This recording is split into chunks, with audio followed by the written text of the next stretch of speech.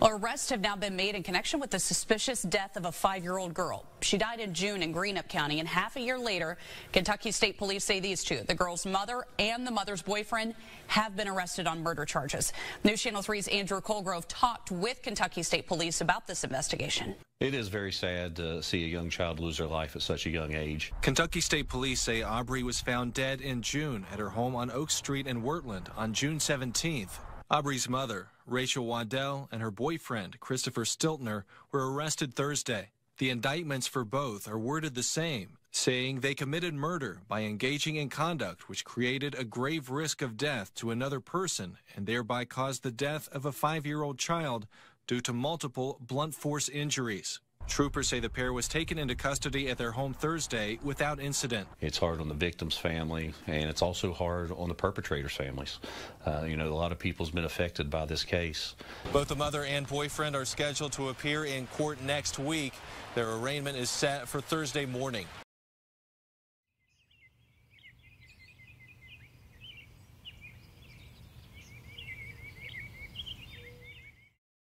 Wurtland, Kentucky is a small town bordering Ohio, situated on the southern banks of the Ohio River.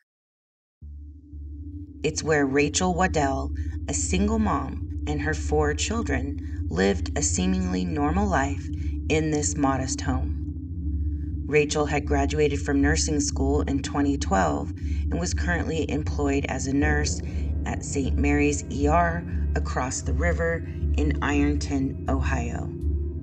Rachel was previously married to Michael Dean Stowers, who was the father of all 4 of her children. It's unclear when they parted ways. I'm wondering if their split was amicable or tumultuous. It would be interesting to know Rachel's mindset after the split. Unfortunately, I couldn't find anything on the details of their split. It's also unclear what the custody arrangement was for the children, but it looks to me, after searching through Rachel's social media, that she was the primary caregiver. As I was scrolling through Rachel's Facebook, which we all know is technically fake book, everyone portrays who they want the world to see, and most times it's not who they truly are. But with that said, Rachel seemed to be a normal, loving mother to her children prior to meeting Clay.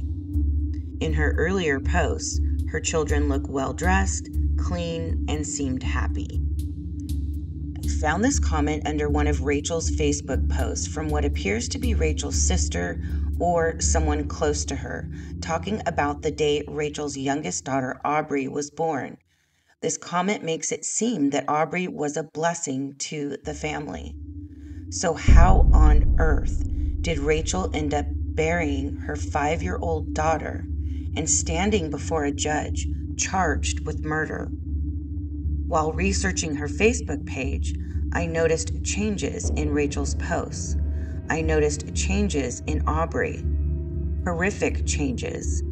Something obviously went terribly wrong.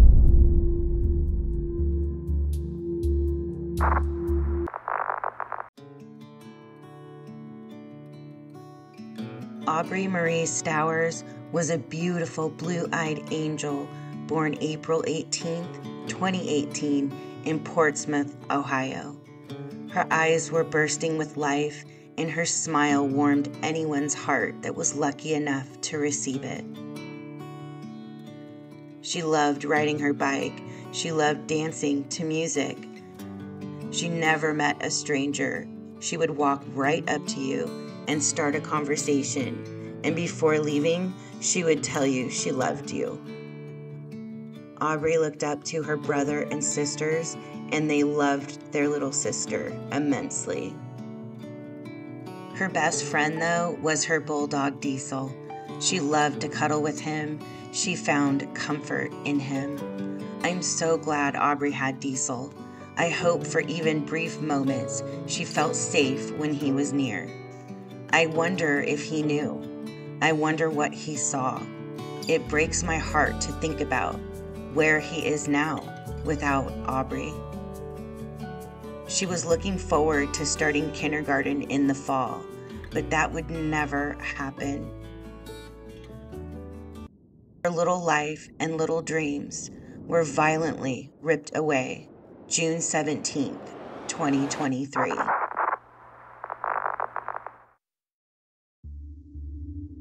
Rachel's first Facebook post with her partner Clay Stiltner was December 24th, 2021. So I'm assuming they started dating in 2021. It's unclear since neither of them have relationship statuses in their profiles. Side note, the news articles state his name is Christopher, but according to Facebook, he goes by Clay. I did some digging on Clay and found that he has a daughter that seems to be about the same age as Rachel's oldest.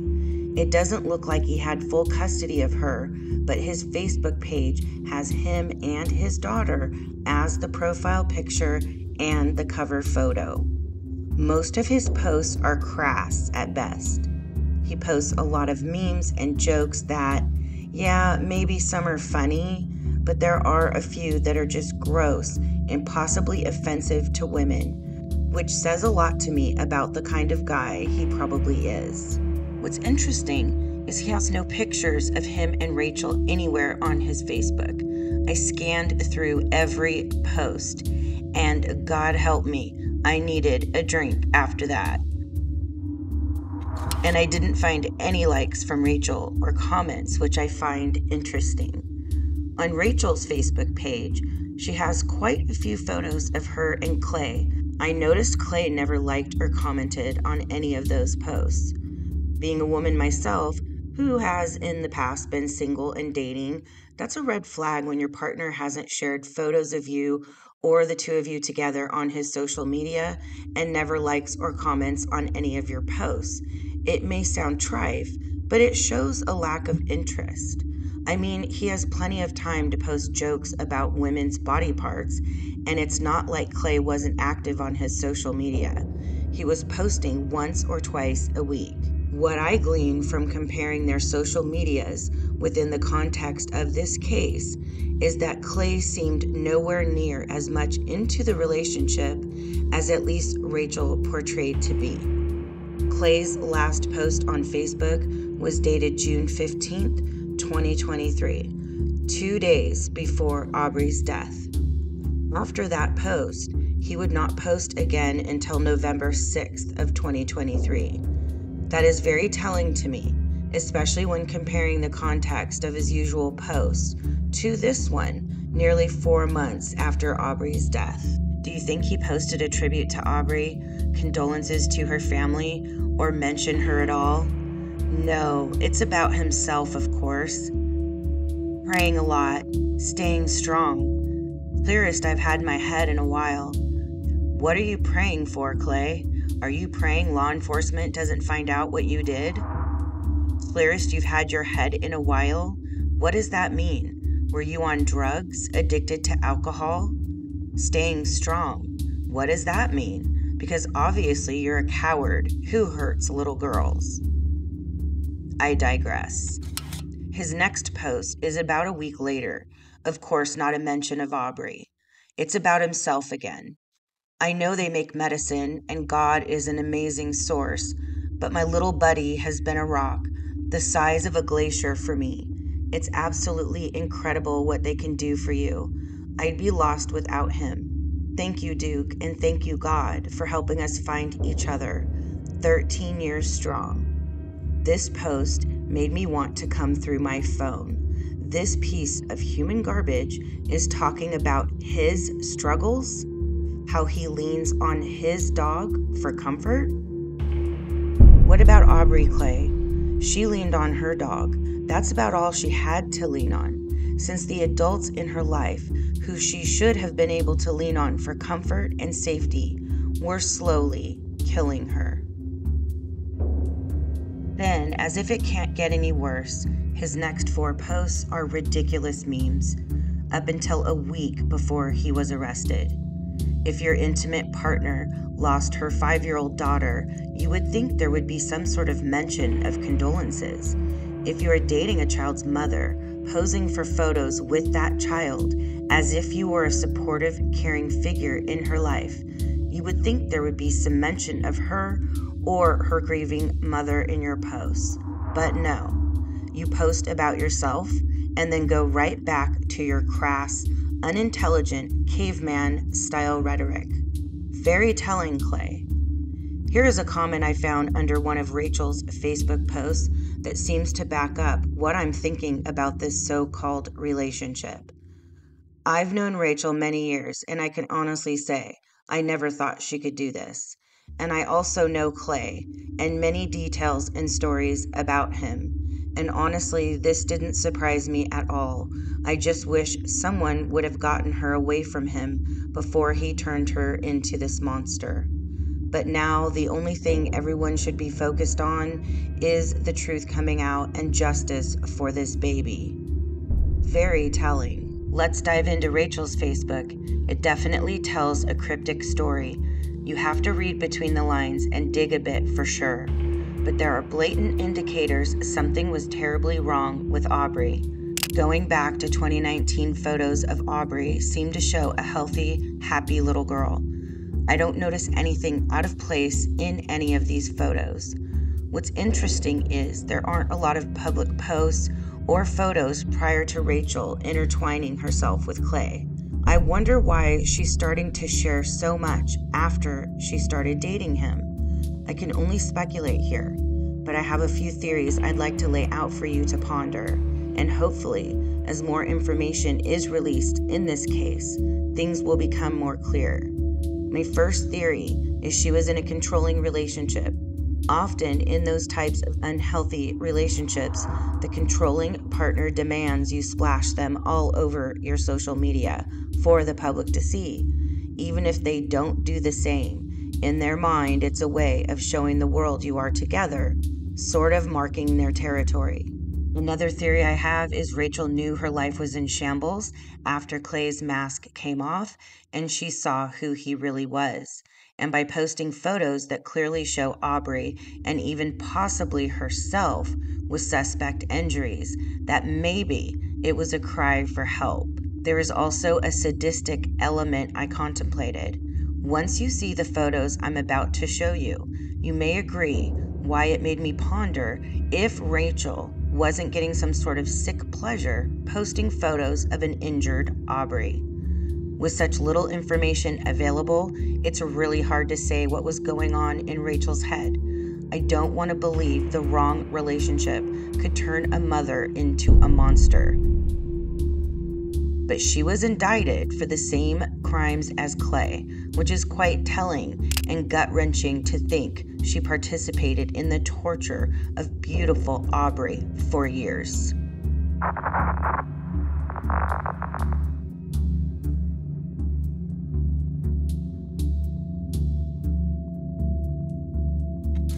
In this photo here, I have a red circle around Aubrey's arms, and you can see in the crease of her arms, it looks like there is bruising. I don't know if it's from being tied up or what, but it's very obviously there.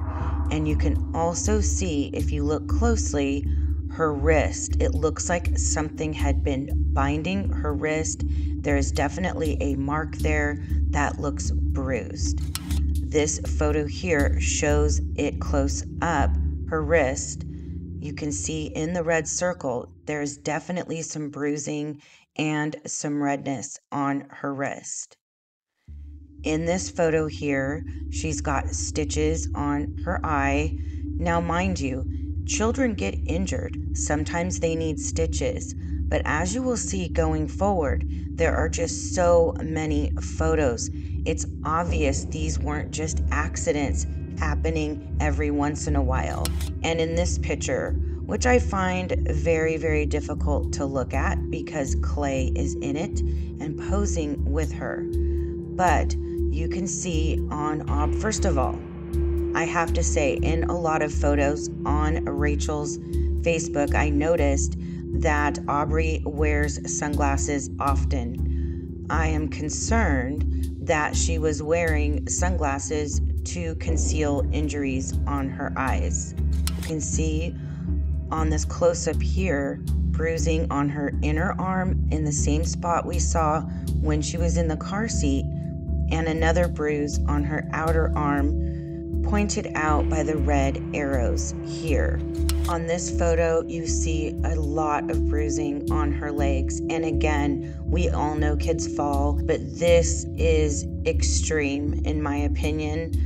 All of the bruising being pointed out by these red arrows, and it's just heartbreaking to see this. In this photo of Aubrey with her best friend Diesel, you might notice a little discoloration of her nose. Here you can see a close-up of her nose.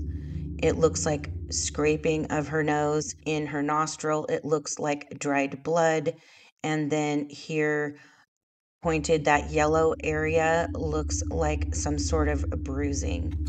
In this photo here, pointed out by the white arrows, definitely on her head there, where her hairline is, there is an injury surrounded by a lot of bruising. Same with over her eye. It looks like another bruise that actually looks swollen to me. And then her nose looks like there is crusted blood around her little nostril. Her lips look very, very dry and chapped, and it does look like there might possibly be some markings around her lips as pointed in this red arrow here. And then I've also gotten more close up on that bruise that is around her hairline.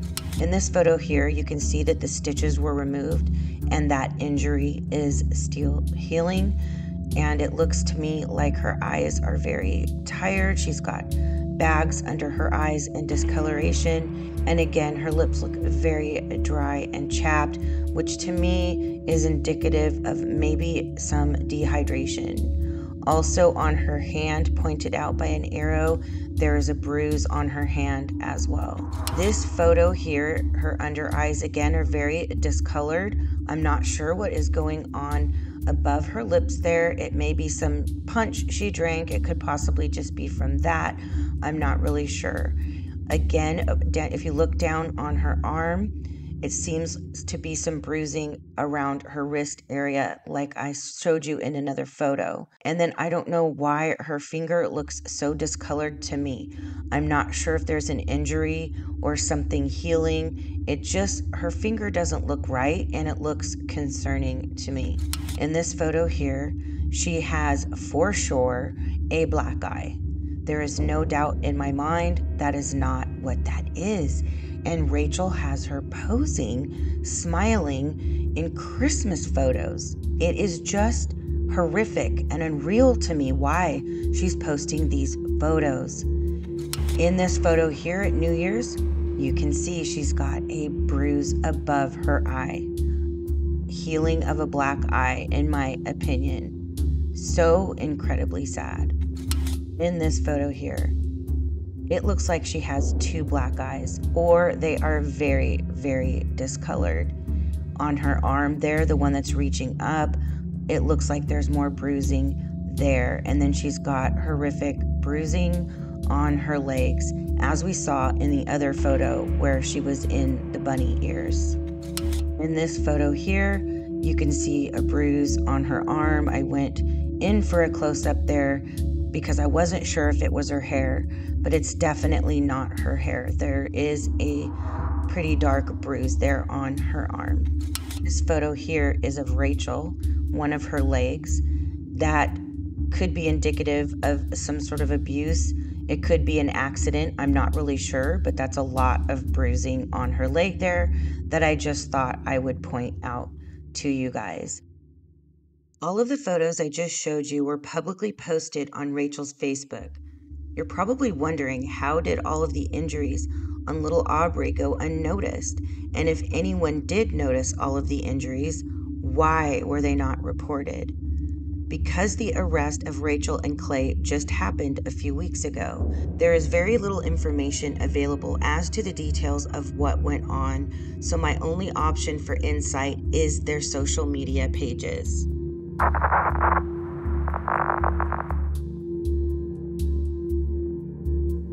dug through the comments on every post in Rachel and Clay's Facebook pages, and I found a few nuggets.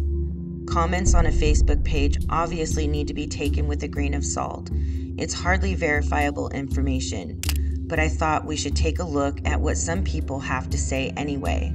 These comments paint an interesting picture of some possible information that may come out at trial. This is merely speculation, but very interesting. This comment here was under a birthday post for Rachel's son. It's stated by two different people that her son did tell what was happening to Aubrey. A lot of comments are from people furious no one reported what was happening to Aubrey. But there are a few comments like these that are saying people were reporting the abuse, including her own brother. This one here says he reported that mommy and her boyfriend beat his sister, then go shopping. Can you imagine if her brother was telling people about Aubrey and no one was listening? I can't imagine the heavy burden her siblings must carry. If they were not being physically hurt, I'm sure they heard or witnessed it happening to their baby sister Aubrey. It must have been absolutely terrifying, and it makes me shudder to think how helpless they must have felt to try to save her.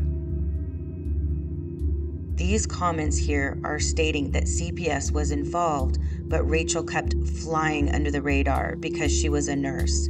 Yes, as I mentioned earlier in the video, Rachel was an ER nurse working at St. Mary's ER in Ironton, Ohio, across the river from where they were living in Wheatland. So that means she was a mandated reporter.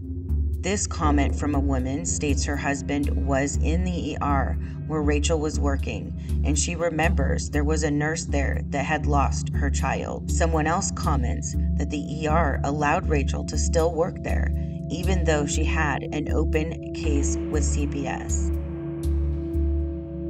How can a mother who is a nurse, whose life work is to heal and comfort the sick and injured, hurt her own child and allow a subhuman piece of garbage like Clay to come in and terrorize their entire household? And here we are again with CPS possibly dropping the ball, this time allegedly giving special treatment in this case because Rachel was a nurse. Now this is all speculation, as I mentioned, but I would be willing to bet there is truth to some of this.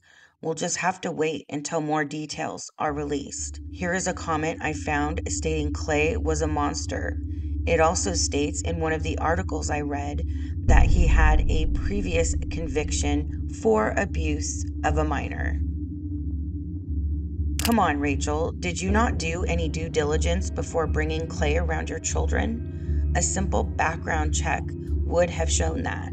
Abusive boyfriend syndrome is a thing. Scholars note there is a statistically greater potential for instability in homes where adults and children who have no biological connection reside. Their primary interest is really the adult partner, and they may find themselves more irritated when there's a problem with the children. In an article, Child Abuse and Other Risks of Not Living with Both Parents, published in Ethology and Sociobiology, Martin Daly and Margot Wilson note, if their parents find new partners, children are 40 times more likely than those who live with biological parents to be SA'd or physically abused.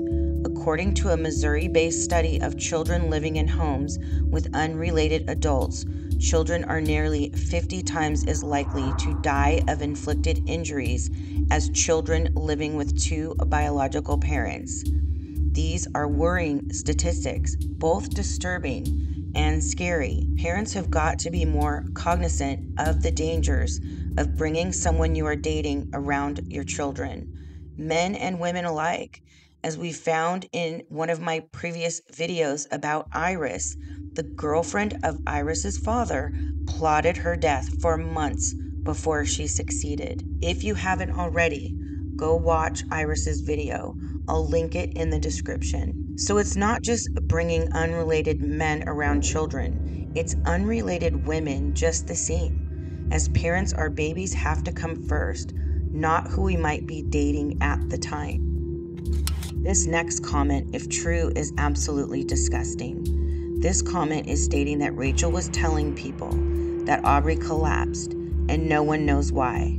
It's still under investigation. And right below it, the same commenter states that Rachel was heavily hinting, but didn't outright say her son had something to do with it. I'm wondering, is that going to be Rachel's defense in this case? Would she really stoop so low as to blame her own son? That would be about as low as you can go as a mother. I really hope she doesn't go there.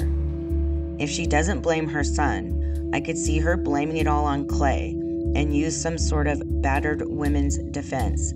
But there is zero defense for what happened to Aubrey. Rachel, being a nurse, knows there is help out there for women and children to get out of an abusive situation. I'm sure she was trained on recognizing signs of abuse and has probably handed many women pamphlets full of information on how to seek help. Regardless of what she may or may not use as her defense, she is charged equally as Clay, so law enforcement must have found evidence that she participated in Aubrey's demise. Here are two posts from Rachel I also found interesting. This one says, one of the most underrated ingredients for having a good life is a clear conscience. To know you're not out here doing people dirty, hiding who you are, or screwing people over lets you sleep peaceful at night. Well. If we put this post in context with this case, it seems to me a guilty conscience is indeed what she may have had, and is posting this to make herself look and feel better. Just my opinion. And then there's this post. As a nurse, we have the opportunity to heal the mind, soul, heart, and body of our patients. They may forget your name, but they will never forget how you made them feel. That is so twisted to me, knowing what was going on in her home with Aubrey. This was definitely not a match made in heaven, more like one made in hell. And because of this, Aubrey is gone, and her siblings will carry the weight of all of this for the rest of their lives. I want to talk about the home they were living in. I went on Zillow and found that it is now up for auction. I tried to find deed information on the home and did find it showed the last owner was Rachel Waddell. It's unclear if Clay was living there with them or not. If he wasn't living there full time, I'm assuming he was there often. But what struck me was how small the home is. According to Zillow, it's a 3-bedroom, 1-bathroom home, just under 1,200 square feet. They only have a photo of the front of the home posted. I was hoping to find photos of the inside to get more perspective on their living situation, but all I could find was the front of the home. In this size of a home, there is no way the other children did not at least hear what was happening to Aubrey. I imagine Aubrey and all of the children feeling trapped and terrified in such a small space with such rage and anger.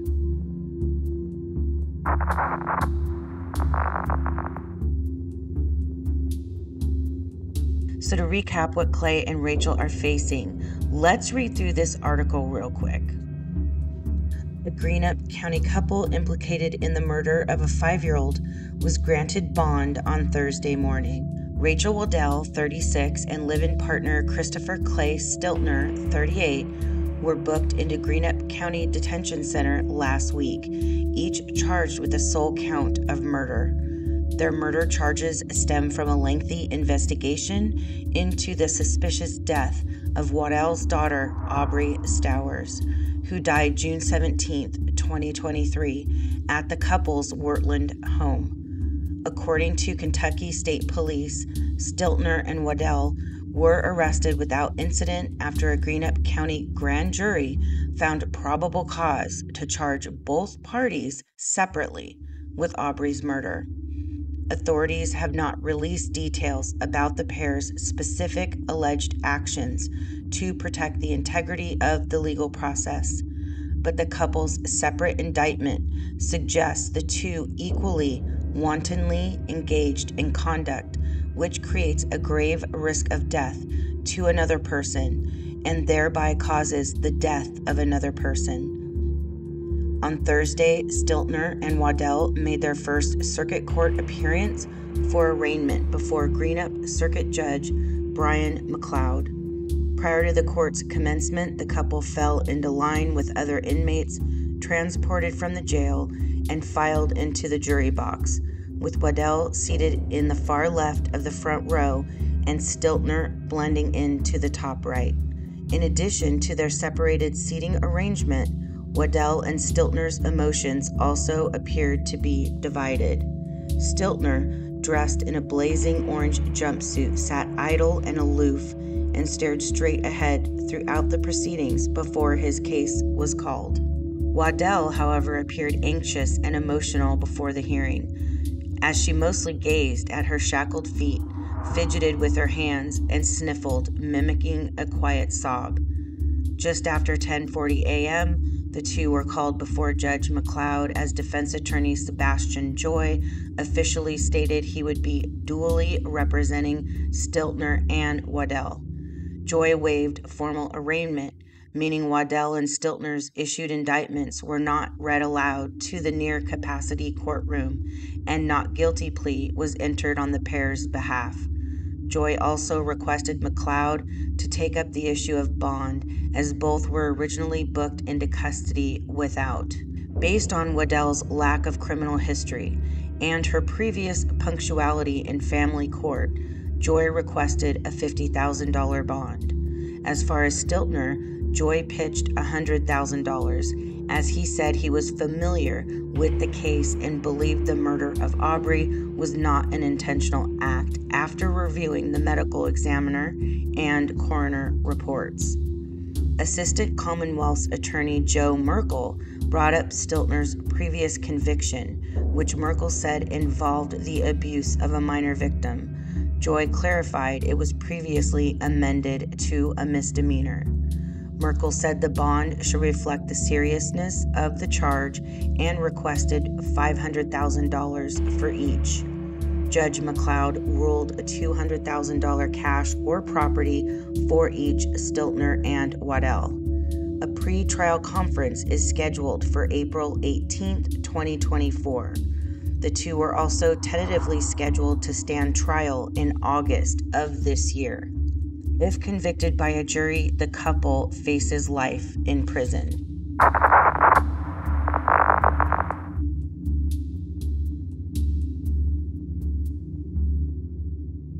This case not only ripped my heart to shreds, it infuriated me. How could a mother, who was also a nurse of all things, not only allow this monster into her home, but participate in the brutal torture of Aubrey that she had to endure for years? Posting photo after photo of a smiling Aubrey online, exposing the injuries on her little body. Precious little Aubrey, still smiling, even though her body was enduring horrendous pain. How was CPS and law enforcement not being flooded with calls and demands for an investigation by friends and family who had to have noticed these injuries on Aubrey? This beautiful baby girl couldn't endure one more beating. Her broken little body finally gave up, and that's what it took for anyone to listen after it was too late. It's unbelievable and heartbreaking how many cases like this haunt our headlines. Beautiful little Aubrey needs justice. I hope these two never see the light of day again.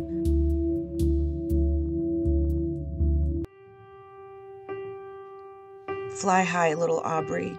I'm glad you're not in any more pain, sweet girl. We will be your voice and demand the justice you deserve.